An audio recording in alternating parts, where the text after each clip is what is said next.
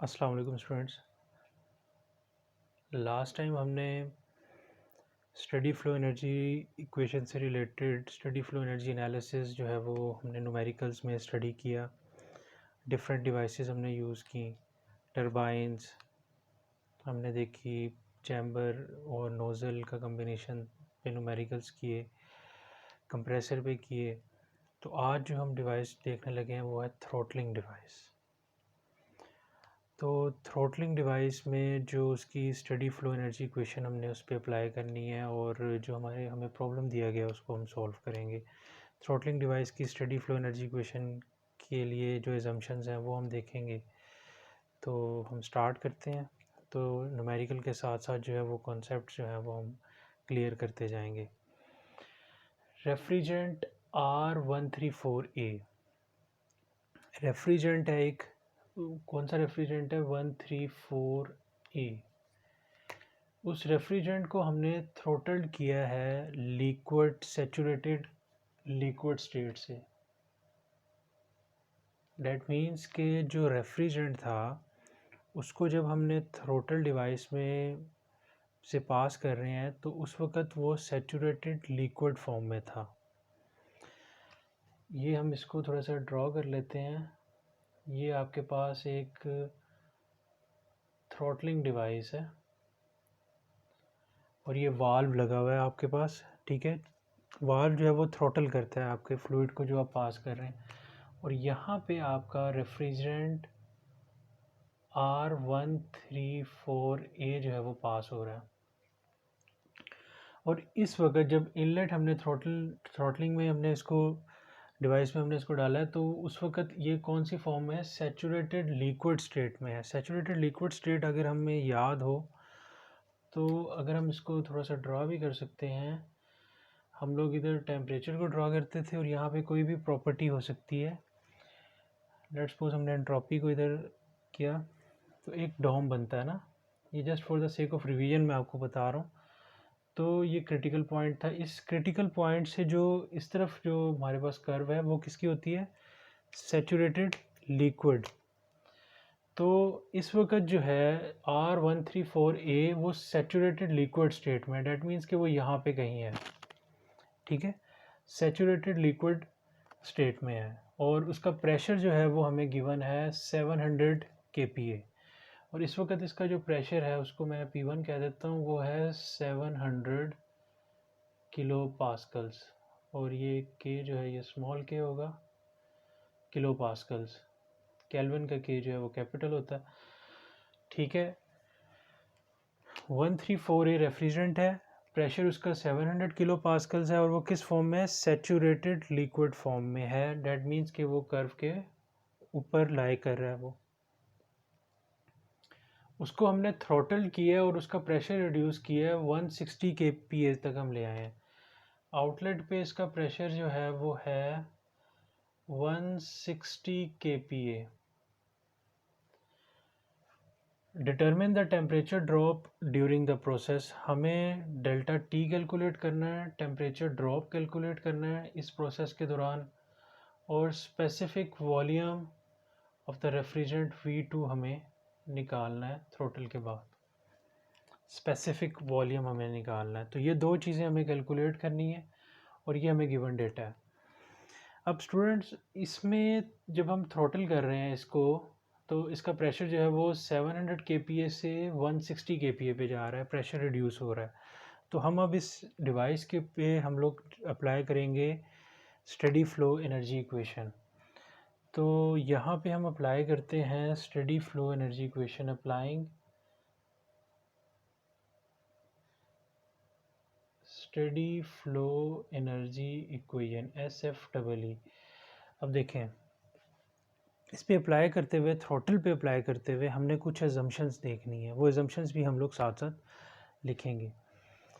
तो जब हम इस पे अप्लाई करते हैं, हमने लास्ट टाइम एक इक्वेशन भी ड्रॉ की थी उसकी, वो Q माइनस डब्ल्यू से Q dot heat transfer rate minus work transfer rate is equals to M dot change in enthalpy plus change in kinetic energy.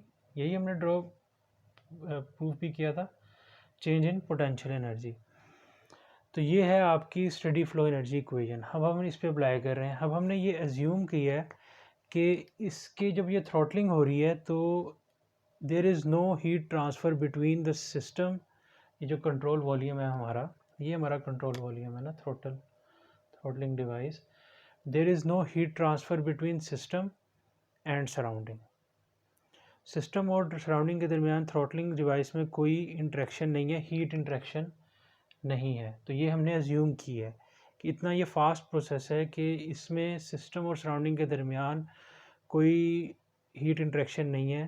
Process के दौरान जो है वो कोई हीट इंटरेक्शन, थ्रॉटलिंग प्रोसेस के दौरान जब प्रेशर जो है वो रिड्यूस हो रहा है, उसमें हीट इंटरेक्शन का कोई इतना टाइम नहीं है।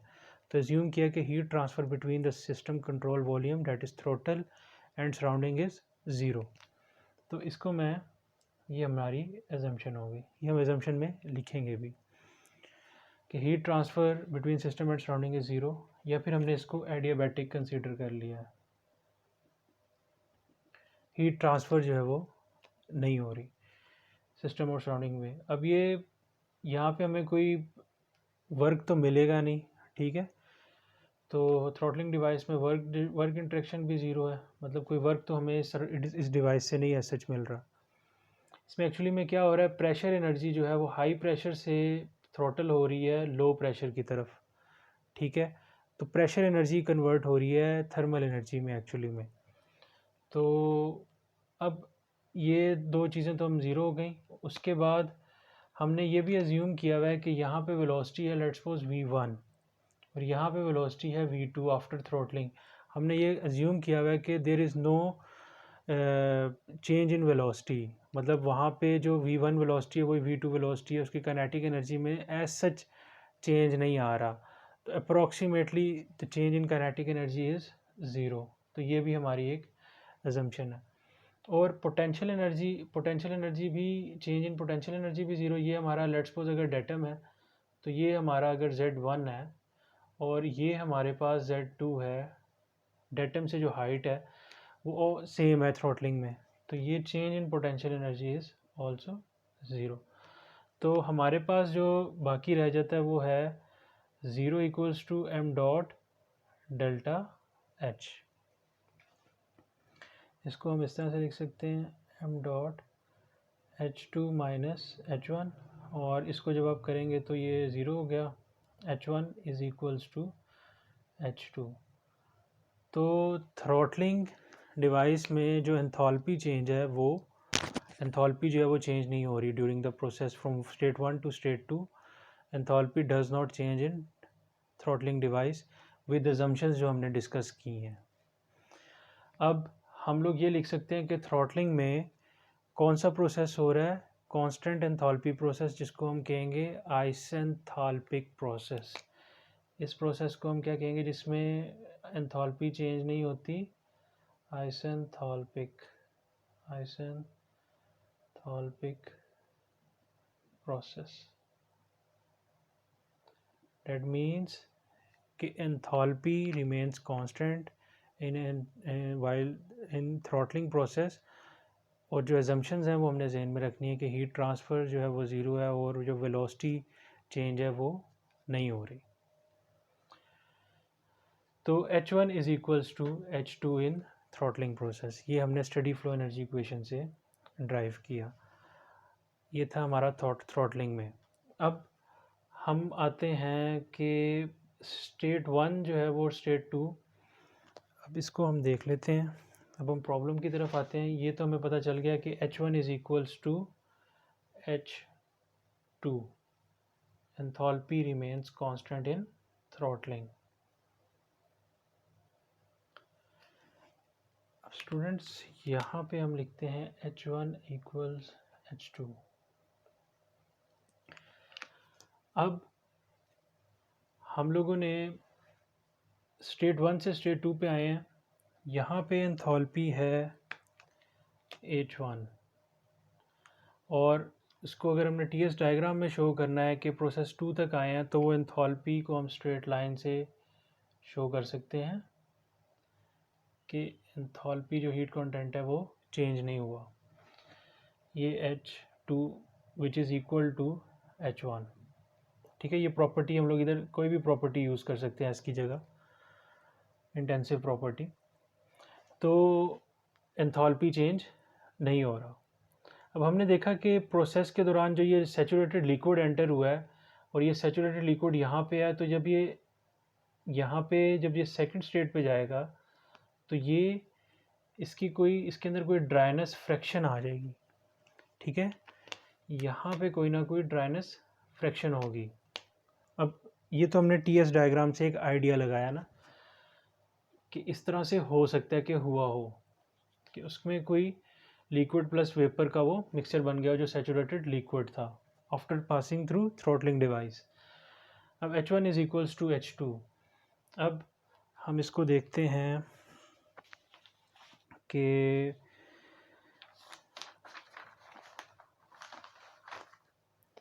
हमें ये किस तरह से पता चलेगा। अब देखें, सैचुरेटेड लिक्विड है, प्रेशर हमें गिवन है। अब हम लोगों ने जाना है टेबल को कंसर्न करना है, टेबल कंसर्न करना है, हमने टेबल कंसर्न करना है हमने किसका, R134A का।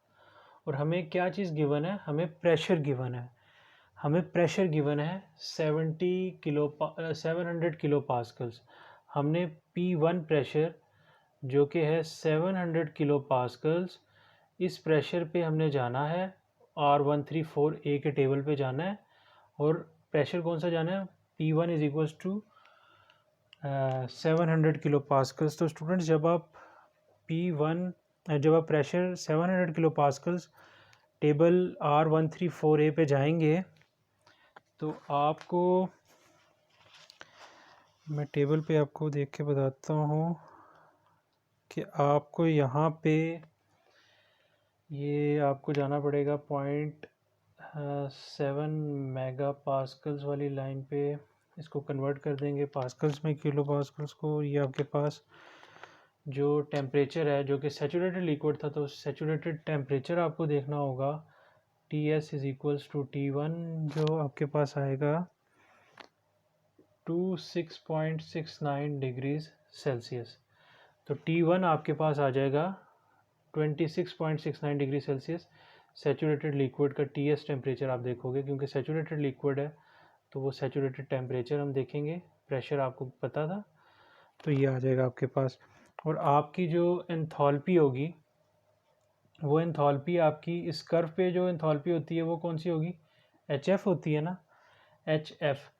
और वो दूसरी जो गैसियस फेस में होती है वो HG होगी। तो HF क्योंकि सैचुरेटेड लिक्विड है तो यहाँ पे HF is equals to H1 which is 88.82 kilojoules per kg। तो इसमें आपको क्या था, आपको प्रेशर इनलेट पे पता था और रेफ्रिजरेंट का पता है। आपने क्या किया, उस रेफ्रिजरेंट के इस प्रेशर पे गए, आपको ये भी पता है कि वो सैचुरेटेड लिक्विड है, तो आप उसका जो इनलेट टेम्परेचर होगा वो कौन सा होगा, सैचुरेटेड टेम्परेचर होगा। तो इसको मैं इधर लिख भी लेता हूँ। यहाँ पे जो हमें पता चला इन्फॉर्मेशन से, वो T1 हमें पता चल गया जो कि सैचुरेटेड टेम्परेचर है 26.69 डिग्री सेल्सियस। और हमें एंथैल्पी उस टेम्परेचर पे पता चल गई, HF H1 के इक्वल होगा, वो होगी हमारी 88.82 किलो जाउल्स पर kg। तो ये इन्फॉर्मेशन हमें मिल गई after concerning table R134A। Okay students, तो अब हम क्या करेंगे कि इसकी आउटलेट स्टेट पे, क्योंकि ये आइसेंथाल्पिक प्रोसेस है, H1 is equals to H2, तो यहाँ पे मैं लिख दूंगा H2 इज 88.82 किलो जाउल्स पर kg जो कि सेम होगा। ओके अब यहाँ पे एंथैल्पी तो सेम है लेकिन प्रेशर ड्रॉप हो रहा है, वो 700 किलो पास्कल से 160 किलो पास्कल्स पे आ रहा है।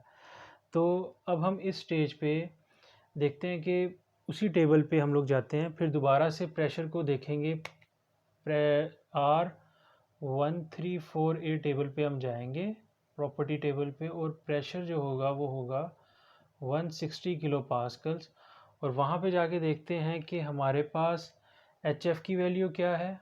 हमारे पास एच एफ की वैल्यू है 31.18 किलो जूल्स पर केजी और एच जी की वैल्यू है 241.4 किलो जूल्स पर केजी। और हमारे पास जो यहाँ पे एंथैल्पी है वो है 88.82। एंथैल्पी जो है वो एच एफ, एंथैल्पी जो हमें गिवन है एच, वो ज़्यादा है एच एफ से लेकिन लेस देन है एच जी के। तो डैट मीन्स कि ये हमारा जो आफ्टर थ्रॉटलिंग जो रेफ्रिजरेंट है वो लिक्विड प्लस वेपर्स का मिक्सचर डोम के अंदर है।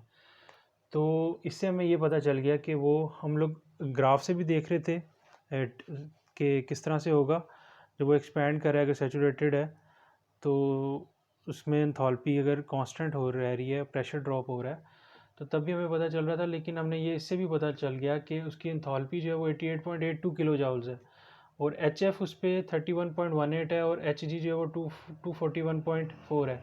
डैट मीन्स कि आफ्टर थ्रॉटलिंग वो सैचुरेटेड लिक्विड जो है वो लिक्विड प्लस वेपर्स का मिक्सचर है, क्योंकि उसकी थ्रॉटलिंग जो है जो एंथैल्पी जो है वो बिटवीन आ रही है एच एफ और एच जी के। अब हम लोगों ने फाइंड आउट करना है टेम्परेचर ड्रॉप और स्पेसिफिक वॉल्यूम। अब स्पेसिफिक वॉल्यूम की अगर हम बात करें तो स्पेसिफिक वॉल्यूम को फाइंड आउट करने के लिए हमें ड्राइनेस फ्रैक्शन का पता होना चाहिए। देखें, हमें इस तरह से था ये टी एस में, ये हमारा एंथैल्पी और यहाँ पे है ये सेकंड स्टेज है, ये हमारी फर्स्ट है। और हमें फर्स्ट कंडीशन जो हमें प्रेशर, टेम्परेचर और एंथैल्पी पता है, सेकंड पे भी हमें प्रेशर और एंथैल्पी का पता है। और इसका टेम्परेचर जो है वो हम लोग टी यहाँ से देख भी सकते हैं टेबल से। तो यहाँ पे हमें अब यहाँ पे हमें स्पेसिफिक वॉल्यूम निकालना है इस पॉइंट पे।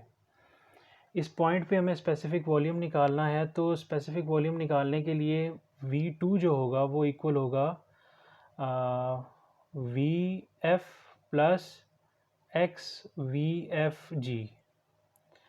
और VF क्या होगा, यहाँ पे हम प्रेशर पे VF देख लेंगे टेबल से, VFG भी हमें पता चल जाएगा, या फिर इसकी जगह हम लोग ये भी लिख सकते हैं VG माइनस VF।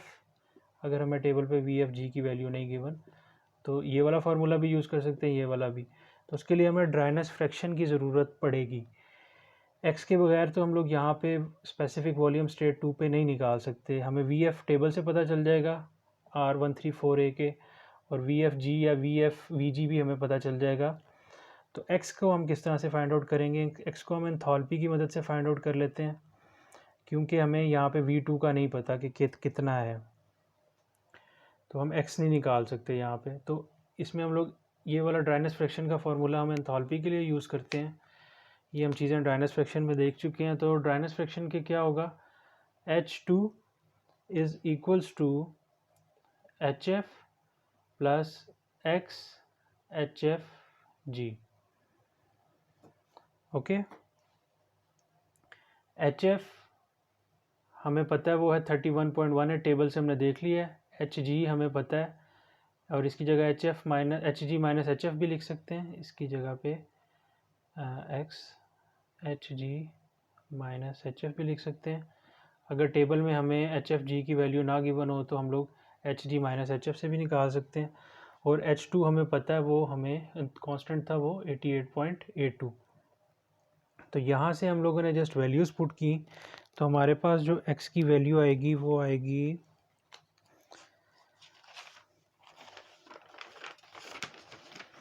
x की वैल्यू हमारे पास आएगी 0.2745।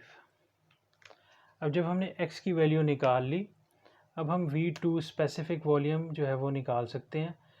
हमने वी एफ की वैल्यू देखनी है जस्ट टेबल से, वो हमारे पास 0.00027435 होगी। इसी तरह हम लोग वहाँ पे वी जी की और वी एफ की वैल्यू टेबल से देख लेंगे तो हमारे पास, और एक्स की वैल्यू हमने कैलकुलेट कर ली है, तो जस्ट पुट करनी है हमने वैल्यूज़ को, और हमारे पास जो है वो V2 स्पेसिफिक वॉल्यूम आ जाएगा 0.03445 मीटर्स क्यूब पर केजी। स्पेसिफिक वॉल्यूम ये आएगा, ठीक है। तो स्पेसिफिक वॉल्यूम हमने कैलकुलेट कर लिया इसका रेफ्रिजरेंट का आफ्टर थ्रॉटलिंग, और कॉन्सेप्ट हमने ये वाला यूज़ किया H1 is equals to H2, जिसकी मदद से H2 की मदद से हमने ड्राइनेस फ्रैक्शन को कैलकुलेट किया, और V2 हमारा 0.03445 मीटर्स क्यूब पर केजी आ गया। अब हमने देखना है delta T temperature drop. Delta T students क्या होगा, T2 माइनस T1, यही होगा।